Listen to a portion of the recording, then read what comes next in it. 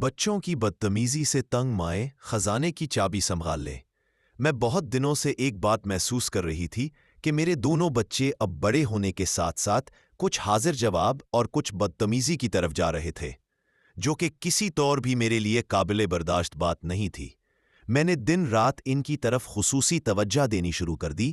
گھر سے باہر کے ماحول پر پابندی، گھر میں دوستوں کی آمد پر پابندی، ٹی وی میڈیا پر پابندی، سارا فارغ وقت بچوں کی طرف توجہ، ان کے ساتھ کھیل گود کے ذریعے تعلیم و تربیت کرنا شروع کی۔ پھر بھی دل کو تسلی نہیں ہوئی۔ ایک دن بہت رو رو کر اللہ پاک سے مدد مانگتی رہی کہ یا اللہ، کیا ہو رہا ہے؟ میں جیسا چاہتی ہوں ویسے کیوں نہیں ہو رہا؟ ایک دن اپنی پرانی یادیں تازہ کرتے ہوئے ایک دم سے لگا کہ خزانے کی کنجی میرے ہاتھ لگ گئی۔ میرے دماغ کی بند کھڑکیاں کھل گئیں، میری تقدیر سنہار گئی۔ یا اللہ، تیرا شکر، تو نے میری مدد فرما دی۔ ہوا کچھ یوں کہ میں نے جب سے ہوش سنبھالا اپنی امی کو فجر کی نماز کے بعد آٹا گوندتے دیکھا۔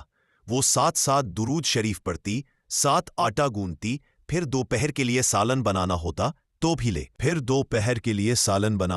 تو بھی لہسن پیاز سبزی سب کچھ کرتے، اللہ کا ذکر لازمی ہوتا۔ اور امی یہی کہا کرتے کہ میں یہ سب اس لیے کرتی ہوں کہ کھانے میں برکت رہے، اس کی بدولت میری اولاد کو اللہ اپنے حفظ و امان میں رکھے، اس کے من میں جانے والا نوالا بھی ذکر اللہ سے بھرپور ہو۔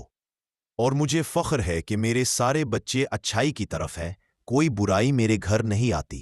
میں نے خود بھی ایسا ہی کیا تھا، پر 4 ماہ سے میں بغیر درود شریف پڑھے کھانے پکانے کی طرف مگن رہی۔ مجھے محسوس ہوتا کہ میرے گھر سے برکت ختم ہو رہی ہے، میرے بچے بگڑ رہے ہیں۔ جب یہ سب یاد آیا تو میں نے دھیان سے ذکر اللہ کو کھانا پکانے میں لازمی شامل کرتی۔ مجھے ایک غیبی سکون ملنا شروع ہو گیا۔